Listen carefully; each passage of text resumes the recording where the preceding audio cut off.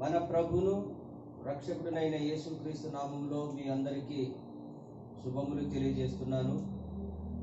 ఈరోజు కూడా మనల్ని దేవుడు సజీవుల లెక్కలో ఉంచినందుకు దేవునికి వందనాలు.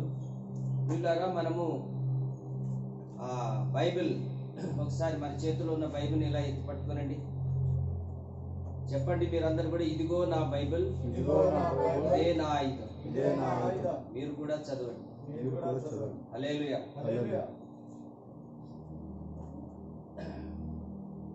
బైబిల్ గ్రంథంలో యెహోవా, యేసు తర్వాత ఈ రెండు బేస్ చేసుకొని బైబిల్ రాయబడింది. దేవుడు, దేవుని కుమారుడు, ప్రభు అయిన యేసుక్రీస్తు. తర్వాత వారి తర్వాత ఇంకొకరి పేరు చాలా ప్రాముఖ్యంగా రాయబడింది. ఉదాహరణకు మీరు ఇంతకుముందు నేను చెప్పినాను, ఇది జ్ఞాపకం పెట్టుకోవాలి. ఇది ఎందుకు మాటి మాటి చెప్తున్నానంటే, బైబిల్ గ్రంథంలో యేసు ప్రభుని గురించి 1281 సార్లు ప్రస్తావించబడింది. తర్వాత దావీదు పేరు ప్రస్తావించబడింది. దావీదు పేరు బైబిల్ గ్రంథంలో 971 సార్లు ప్రస్తావించబడింది. సో ఆయన తర్వాతే మిగతా వాళ్ళ పేర్లు కూడా ప్రస్తావించబడ్డాయి. యేసు ప్రభు తర్వాత దావీదు పేరు ఇన్నిసార్లు బైబిల్ గ్రంథంలో అనగా పరిశుద్ధ గ్రంథంలో రాయబడడానికి కారణం ఏమిటి అంటే, మన లోకరక్షకుడు ప్రభు అయిన యేసుక్రీస్తు యొక్క తండ్రిగా ఇక్కడ పిలువబడుతున్నాడు దావీదు. అందుకే మత్తయి సువార్తలో మనం ఇంతకుముందు చదివి వినిపించినది, దావీదు కుమారుడా, దావీదు కుమారుడా అని యేసు ప్రభును సంబోధిస్తున్నారు. ఆలోచించాలి, యేసు ప్రభు తర్వాత నెక్స్ట్ దావీదు పేరు అన్నిసార్లు ప్రస్తావించబడడానికి దావీదుకి బైబిల్ గ్రంథంలో అంత ప్రాముఖ్యత ఉంది అన్నమాట. యేసు ప్రభు దేవుడు కాబట్టి, మరి దావీదు మనలాంటి వాడు. మనలాంటి వాడే కాదు, ఒక సామాన్యమైన గొర్రెలు కాసేటువంటి గొర్రెల కాపరి, గొర్రెలు కాసేటువంటి ఆయన. అలాంటి ఆయన గొర్రెలు కాసే పని మాన్పించి గొప్ప రాజుగా చేయడానికి దావీదులో ఉన్నటువంటి ప్రత్యేకతలు ఏమిటి అనే విషయాన్ని మనము ధ్యానం చేస్తున్నాం. బైబిల్ గ్రంథం ధ్యానం చేస్తున్నామంటే, I'm not a professor, I'm not a Bible దానికి సంబంధించినటువంటి ఆయన కాదు. నాకు 20 సంవత్సరాల క్రితం యేసు ప్రభుని నమ్ముకున్నాను. బైబిల్ అంటే అంతగా తెలియదు. నా కోణములు అంటే నాకు అర్థమైనటువంటి విషయాలు మీతో షేర్ చేసుకుంటున్నాను. కాబట్టి నాకంటే గొప్పవాళ్ళు ఈయన గురించి చాలా గొప్పగా చదివి ఉండవచ్చు, కానీ నా కోణంలో నేను చెప్తున్నాను చాలా సులువుగా అర్థమయ్యే విధంగా. అందుకని బైబిల్లో దావీదు పేరు అన్నిసార్లు రాయబడడానికి యేసు ప్రభు తర్వాత ఈయన పేరు అంతగా ప్రస్తావించబడమే కాకుండా, ఒక సామాన్యమైన గొర్రెల కాపరిని దేవుడు గొప్ప రాజుగా చేయడానికి దావీదులో ఏం చూసి గొర్రెల కాపరి నుంచి రాజుని చేశాడనేది నేను ఆలోచిస్తున్నటువంటి విషయం. దీని గురించి 2-3 రోజుల నుంచి మనం ధ్యానం చేసినాం. ఆల్రెడీ ఇక్కడ ఇంకొక విషయం నేను చెప్పాలి. ఇశ్రాయేలీయులు కోరుకున్నట్టుగా ఒక రాజు ఆల్రెడీ పరిపాలన చేస్తున్నాడు. ఎవరు ఆయన అంటే సౌలు. మొట్టమొదటి ఇశ్రాయేలు రాజు సౌలు ఉన్నాడు. సౌలును కూడా దేవుడే పిలిచాడు, దేవుడే ఎన్నుకున్నాడు. సౌలు అభిషేకించబడ్డాడు. ఇశ్రాయేలు మీద రాజుగా పరిపాలన కొనసాగిస్తున్నటువంటి సందర్భంలో దేవుడు సౌలుని గురించి ఏమంటున్నాడు వినండి. ఎందుకంటే రాజుగా ఉన్నటువంటి సౌలు దినాల్లో దావీదును రాజుగా చేయాలంటే ఆల్రెడీ రాజు ఉన్నాడు కదా. కాబట్టి సౌలు ఏం చేశాడు అనేది మనము మొన్న రికార్డ్ కాలేదు కాబట్టి ఇప్పుడు కొంచెం ఆయన గురించి చెప్పాల్సి వస్తుంది. ఇది మీకు అర్థం కావాలి, ఇది లేకపోతే లింక్ తప్పిపోతుంది అనమాట. అందుకే చూడండి, సౌలు పరిపాలన చేస్తున్నాడు.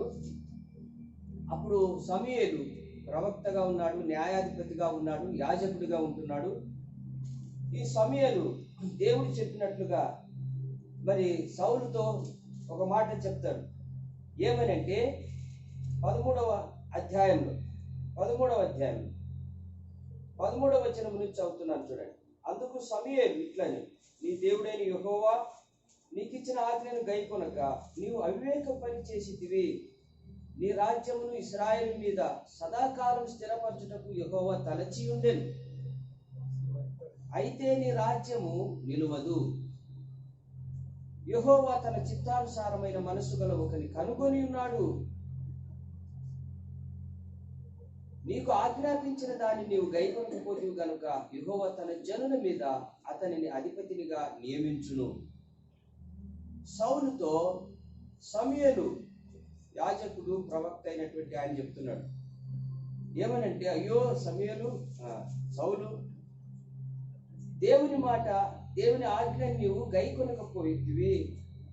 అంతేకాదు ఆయన ఆజ్ఞను గైకొనక నీవు అవివేక పని చేసితివి. అంటే బుద్ధి లేని పని చేసి, ఈ బుద్ధి లేని పని వలన నీ రాజరికాన్ని నీవు కోల్పోతున్నావు. దేవుడేమో నిన్ను సదాకాలం ఇశ్రాయేలు మీద రాజుగా నియమించాలని అనుకునే నిన్ను రాజుగా నియమించాడు. కానీ నీ బుద్ధి లేని తనము వలన నీ రాజరికాన్ని, నీ తర్వాత నీ పిల్లలు కూడా ఆ రాజరికం లేకుండా నువ్వు చేసుకున్నావు అని సమూయేలు సౌలుతో చెప్తున్నాడు. ఆ మాటే కాకుండా ఇంకొక మాట ఏమంటున్నాడంటే, దేవుడు తన చిత్తానుసారమైన మనస్సు గల ఒకరిని కనుగొని ఉన్నాడు. చూడండి, ఆల్రెడీ రాజు ఉన్నప్పుడు ఇంకొక రాజుని దేవుడు కనుగొన్నాడంట. ఎవరిని కనుగొన్నాడు అంటే, దేవుని చిత్తానుసారమైన మనస్సు కలిగిన వాణ్ణి. ప్రియులారా, ఎవరైనా కావచ్చు, కానీ గొప్ప వ్యక్తులు కావాలంటే, గొప్ప ఆశీర్వాదానికి వారసత్వంగా మనము ఆశీర్వదించబడాలంటే తప్పకుండా మనము దేవుని చిత్తానుసారమైన మనస్సు కలిగి ఉండాలి.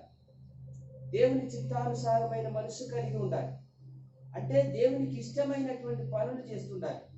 దేవుడు ఆజ్ఞాపించిన దానిని మనము తప్పక చేస్తూ ఉండాలి. సౌలు ఏం చేశాడు తెలుసా? ఆయన ఆజ్ఞని నెరవేర్చినట్టుగా ఉంది, కానీ ఆయన తప్పిపోయాడు. ఆ విధంగా తప్పిపోయినందువలన, ఆజ్ఞను నెరవేర్చకపోయినందువలన ఆయన రాజుగా కాకుండా ఇంకొకరిని రాజుగా దేవుడు నియమించాల్సి వచ్చిందన్నమాట. దేవుడికి స్తోత్రం, హల్లెలూయా. కాబట్టి ఉన్న రాజును తీసివేయడానికి ఒక కారణం, మనం కూడా అనుభవిస్తున్న ఆశీర్వాదాలు కానీ, చేస్తున్న ఉద్యోగం కానీ, చేస్తున్నటువంటి వ్యాపారం కానీ, కుటుంబ వ్యవస్థ కానీ పతనం కావడానికి బాగా ఉంది, చాలా బాగుంది, చాలా బాగుంది అనుకునే సమయంలో ఒక్కసారి కుప్పకూలిపోవడానికి కారణాలు ఎన్నైనా చెప్పొచ్చు. కానీ దేవుని మార్గము నుండి తొలగిపోయినప్పుడు, దేవుని ఆజ్ఞను మనము అతిక్రమించినప్పుడు మనం ఉన్న వాటిని కోల్పోవలసి వస్తుంది. ఇది ఖచ్చితంగా గుర్తుపెట్టుకోవాలి. ప్రతి ఒక్కరు దేవుని నమ్ముకున్నటువంటి ప్రతి వాడు ఈ విషయాన్ని మనము జ్ఞాపకం పెట్టుకోవాలి. అందుకే దేవుడు ఏం చెప్తే దాన్ని చేయడానికి సిద్ధపడిన వాడు ఎప్పుడు కూడా గొప్పవాడుగా ఉంటాడు. దేవునికి స్తోత్రం, హల్లెలూయా. ఆ రకంగా దావీదుని దేవుడు ఎన్నుకున్నాడు. ఎన్నుకున్న తర్వాత సౌలుని వెంటనే తీసివేయలేదు, ఇంకొకసారి పరీక్షించినాడు. ఏం చేసినాడు తెలుసా? 15వ అధ్యాయం, మొదటి సమూయేలు 15వ అధ్యాయం, అమాలేకీయుల్ని చూడండి. 15వ అధ్యాయం 2వ వచనం నుంచి చదువుతున్నా. సెలవిచ్చినది ఏమనగా, అమాలేకీయులు ఇశ్రాయేలు చేసినది నాకు జ్ఞాపకమే. వారు ఐగుప్తులోకి రాగానే అమాలేకీయులు వారికి విరోధులై మార్గమందు వారి మీదకి వచ్చింది కదా. కాబట్టి నీవు పోయి కనికరింపక అమాలేకీయులను హతము చేయుము. పురుషులనేమి, స్త్రీలనేమి, బాలులనేమి, పసిపిల్లలనేమి, ఎద్దులనేమి, గొర్రెలనేమి, ఒంటెలనేమి, గార్ధబములనేమి అన్నిటిని హతము చేసి వారికి కలిగినదంతా బొత్తిగా పాడు చేసి అమాలేకీయులను నిర్మూలం చేయుమని చెప్పాను. అంటే శాపగ్రస్తమైనది, దేవుని దృష్టిలో శాపగ్రస్తమైనది, దేవుని ప్రజలకు ఆటంకం కలిగించినటువంటి వారు, దేవుని పనికి ఆటంకం కలిగించేటువంటి అపవాది క్రియలను శేషం లేకుండా నాశనం చేయమని చెప్పాడు. ఎక్కడ కూడా. అందుకే చూడండి, బైబిల్ గ్రంథంలో ఎంత వివరంగా రాసినాడు చూడండి. అమాలేకుల్నే నాశనం చేయమని కాదు, ఇంకా అమాలేకుల్లో పురుషులు, స్త్రీలు, బాలులు, పసిపిల్లలు. అంటే మనం కనికరపడి, అయ్యో పసిపిల్లలు అంటే పాపం, పసిపిల్ల వాళ్ళతో సమానమైన, అంటే చిన్న పాపమైనా పెద్ద పాపమైనా మన ఆశీర్వాదాన్ని పోగొట్టు చేసేది పాపం. మనకున్న ఆశీర్వాదాన్ని తీసివేసేది పాపం. కాబట్టి అది పాపం పసిపిల్లవాడి వయసులో ఉన్నా, లేదా బాలుల వయసులో ఉన్నా, లేదా పెద్దల వయసులో ఉన్నా దాన్ని నిర్మూలం చేయాల్సిన బాధ్యత మనది. కానీ ఇక్కడ దేవుడు చెప్పింది అవే కాకుండా ఇంకా సైడ్ అనమాట. ఎద్దులు, గొర్రెలు, ఒంటెలు, గార్ధబాలు అన్నిటినీ హతం చేయమంటే వారి కలిగినదంతా బొత్తిగా నా పాడు చేయమంటే ఈయన ఏం చేశాడో తెలుసా అండి? బలిసినవి, పనికొచ్చేవి పక్కన పెట్టేసి పనికిరాని వాటిని అన్నిటిని ఏం చేసినట్టు తెలుసా? నాశనం చేసినాడు సౌలు. ఒక చోట రాయబడింది, మీకు తెలుసో తెలీదో, మలాకీ గ్రంథం చూడండి, పాత నిబంధన ఆఖరి అధ్యాయంలో మలాకీలో 1వ అధ్యాయంలో ఉంది 14వ వచనంలో, చెడిపోయిన దానిని అర్పించు వంచకుడు శాపగ్రస్తుడు. సౌలు మంచి మంచి వాటిని తన కొరకు ఉంచుకొని చెడిపోయిన వాటిని అన్నిటిని నాశనం చేయించి వచ్చాడన్నమాట. చాలా మంది ఈ విషయాలు కూడా తప్పిపోతుంటారు. మరి మేము తప్పు చేయలేదు కదా, మేమేం తప్పు చేయకపోయినా మాకు ఎందుకు ఇలా జరిగిందంటే, దేవునికి ఇచ్చే విషయంలో నువ్వు చెడిపోయినవి ఇస్తున్నావు. దేవునికి సమర్పించే వాటి విషయంలో నీకు ఇష్టమైతే నువ్వు వాటిని ఉంచుకుంటున్నావు. ఇష్టము కానివి, చెడిపోయినవి, పాడైపోయినవి దేవునికి ఇస్తున్నావు దేవుని పేరు మీద. అది మనకు శాపగ్రస్తంగా మారుతుంది. అది గుర్తుపెట్టుకోవాలి. సౌలు అదే చేశాడు. సౌలు అదే చేసినందుకు చూడండి 15వ అధ్యాయంలో 22వ వచనంలో, ఆలోచించుము, బలులు అర్పించుట కంటే ఆజ్ఞను గైకొనుటయు, పొట్టేళ్ళు క్రొవ్వు అర్పించుట కంటే మాట వినుటయు శ్రేష్టము. 23వ వచనం, తిరుగుబాటు చేయుట, శోధ చెప్పుట అను పాపంతో సమానం. మూర్ఖతను అగపరచుట, మాయా విగ్రహములను, గృహదేవతలను పూజించుటతో సమానం. ఇప్పుడు ఈయన మూర్ఖంగా ఉండే వాళ్ళు కూడా పాపం చేసినట్టు, మొండి అనమాట. ఎవరి మాట వినకుండా తమ మాటే అన్నట్టుగా చేస్తుంటారు కదా, వాళ్ళంతా మూర్ఖులు అనమాట. ఆలోచిస్తాం, చేస్తాం పనిని అని ఆలోచించకుండా వాళ్లకు ఏది ఆలోచన వస్తే అది చేస్తుంటారు. ఎవరు చెప్పినా వినకుండా ఉండేవాళ్ళే మూర్ఖులు. కాబట్టి మూర్ఖత అనేది ఎంత పెద్ద పాపం అంటే, మాయా విగ్రహాలు, గృహదేవతలు పూజించుటతో సమానం అంటారు. నువ్వు విగ్రహారాధన చేసిన పని లేదు, నువ్వు మూర్ఖుడై ఉంటే చాలు, నువ్వు విగ్రహారాధన చేసినంత పాపం నీకు కలుగుతుంది. అలాంటి మాట తప్పి దేవునికి విరోధంగా పాపం చేసినప్పుడు సమూయేలు ఆయన గురించి ఏం చేస్తున్నాడు తెలుసా? 15వ అధ్యాయం చూడండి, 35వ వచనం, సౌలు బ్రతికిన దినములన్నిటను సమూయేలు అతన్ని దర్శింప వెళ్ళలేదు అని ఎన్నిసార్లు చెప్పిన ఈ మూర్ఖునికి చెప్పేదానికంటే అసలు ఈయన జోలికి వెళ్లకుండా ఉండడం మంచిది అనుకున్నాడు. అందుకే సౌలు బ్రతికిన దినములు సమూయేలు అతన్ని దర్శించ వెళ్ళలేదంట. సౌలును గూర్చి దుఃఖాక్రాంతుడు ఆయన, మరియు తాను సౌలును ఇశ్రాయేలు మీద రాజుగా నిర్ణయించినందుకు దేవుడు కూడా పశ్చాత్తాపడ్డాడు. చూడేశారండి, ఏం పెద్ద నేరం చేసినాడని అనుకుంటున్నారేమో. సౌలు చేసింది 2 తప్పులు. ఒకటి, బుద్ధి లేని తనం. బుద్ధి లేదు అని ఎవడు కూడా చెప్పకూడదు. యేసు ప్రభువుని నమ్ముకున్న తర్వాత రక్షణ పొందినటువంటి వాడు ఏదో బుద్ధి లేక చేసినామని చెప్పకూడదు. ఎందుకంటే దేవుడు ఒక వాగ్దానం ఇచ్చినాడు యాకోబులో, ఎవరికైనా బుద్ధి జ్ఞానం లేదనుకుంటే నన్ను అడగండి, నేను వారికి ధారాళంగా ఇస్తానన్నాడు. అంటే దేవుడు చెప్పినా నువ్వు అడగలేదు, పొందుకోలేదు, మరి బుద్ధి లేదని పాపం చేస్తే ఎట్లా? కాబట్టి అదొక తప్పు. అవివేకం పని చేయడం తప్పు. రెండవది, మూర్ఖంగా ప్రవర్తించడం తప్పు. ఈ 2 కారణాల వల్ల రాజ్యాన్ని పోగొట్టుకున్నాడు. అంతేకాదు తన తర్వాత తన పిల్లలకు రావలసినటువంటి రాజ్యాధికారము వాళ్ళకు కూడా పోగొట్టు చేసినాడు అన్నమాట. చూసినారా ఎంత పెద్ద నేరము దేవుని దృష్టిలో. కాబట్టి ఆ రకంగా సౌలు తప్పు చేసినందువలన దేవుడు దేవుని చిత్తానుసారమైన మనస్సు కలిగినటువంటి దావీదుని ఎన్నుకోవాల్సి వచ్చింది. హల్లెలూయా. ఇప్పుడు అర్థమవుతుంది కదా. దేవుడు ఎప్పుడైతే దావీదును దేవుడు ఎన్నుకున్నాడో, సమూయేలు చేత దావీదు అభిషేకించబడ్డాడో, ఏం జరిగిందో చూడండి. 16వ అధ్యాయం 14వ వచనం, యెహోవా ఆత్మ సౌలును విడిచిపోయింది. దేవుని ఆత్మ విడిచిపోయింది. ప్రియులారా, దేవుని ఆత్మ కలిగినప్పుడే మనం గొప్ప కార్యాలు చేయాలా, మంచి పేరు తెచ్చుకోవాలా. దేవుడు చెప్పినట్టుగా చేసి ఒక మంచి గొప్ప స్థాయిలో మన ఇష్టం వచ్చినప్పుడు చేస్తామంటే కుదరదు. ఆత్మ ఎప్పుడు వస్తుందో ఎప్పుడు పోతుందో ఎవరికి తెలియదు. ఆత్మ వచ్చినప్పుడు, ఆత్మాభిషేకం కలిగినప్పుడు, దేవుని ఆత్మలో మనం ఉన్నామని ఒక నమ్మకం కలిగినప్పుడే దేవుని పని చేయాల్సి ఉంటుంది, దేవుడు చెప్పిన పని చేయాల్సి ఉంటుంది. కానీ ఇప్పుడు దేవునికి వ్యతిరేకంగా జీవించి, మూర్ఖతను అగపరిచి, బుద్ధి లేని పని చేయడం వలన ఆత్మను కోల్పోయాడు. దేవుని ఆత్మను కోల్పోయినాడు. చూడండి, ఎప్పుడైతే దేవుని ఆత్మను కోల్పోయినాడో, దేవుని ఆత్మ సౌలుని విడిచిపోయిందో, యెహోవా యొద్ద నుండి దురాత్మ ఒకటి వచ్చి అతన్ని వెలిగించింది. దేవుని ఆత్మ పోయిన తర్వాత దురాత్మ వచ్చింది. ఇక సౌలు ఇప్పుడు దురాత్మతో ఉన్నాడు, దురాత్మ పీడితుడుగా ఉంటున్నాడు. రాజే కానీ he has no controlling power, he has no administration power. పరిపాలన చేయడం కూడా చేతకానటువంటి పరిస్థితిలో ఉన్నాడు. ప్రతి చిన్న విషయానికి ఆయన ఏం చేస్తున్నాడు తెలుసా? ఏం చేస్తున్నాడు చూడండి, 18వ అధ్యాయంలో ఏం చేస్తున్నాడు తెలుసా?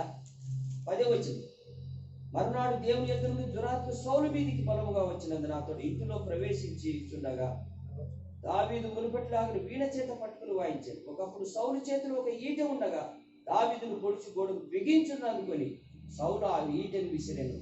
ఇక చేయకూడని పనులు చేస్తా వస్తాడు. ప్రేమతో చెప్తున్నాను, వినుచున్నటువంటి వారు, ఈ వర్తమానాన్ని వింటున్నటువంటి వారు, మన ఆత్మీయ పరిస్థితి ఎలా ఉంటుంది, మన ప్రవర్తన ఎలా ఉంది? దేవుని నమ్ముకున్న వాళ్ళలో ఇలాంటి ప్రవర్తనలు ఎందుకు కనబడుతున్నాయంటే, the Holy Spirit of God, నువ్వు అనాయింట్ చేయబడ్డావు కదా, ఆత్మ వెళ్ళిపోయింది కనుకనే మనం చిల్లర పనులు చేస్తున్నాం. ఈ చిల్లర పనుల వలన మనం గొప్ప ఆశీర్వాదాన్ని కోల్పోతున్నాం. దావీదు ఏం చేసినాడే, బల్లెంతో ఇసిరి వేసి గోడకు బిగించాలనుకున్నాడు. సౌలు దురాత్మ చేత పీడింపబడుతుంటే దావీదు వచ్చి వీణ వాయించి ఆయన దురాత్మను విడిపించడానికి వచ్చినాడు. చూసినారా? వివేకాన్ని కోల్పోతున్నాడు. దురాత్మ వచ్చినప్పుడు వివేకాన్ని కోల్పోతారు, మంచితనాన్ని కోల్పోతారు. చేయవలసిన పనిని వారు చేయకూడని పనిని చేస్తూ వస్తారనమాట. అందుకే సౌలుని దేవుడు తీసివేయడానికి సిద్ధపడ్డాడు. హల్లెలూయా. ప్రియమైన వారు, మనం ఈ సత్యాన్ని తెలుసుకోవాలి. అందుకనే దావీదును కనుగొన్నాడు. దేవునికి స్తోత్రం. హల్లెలూయా.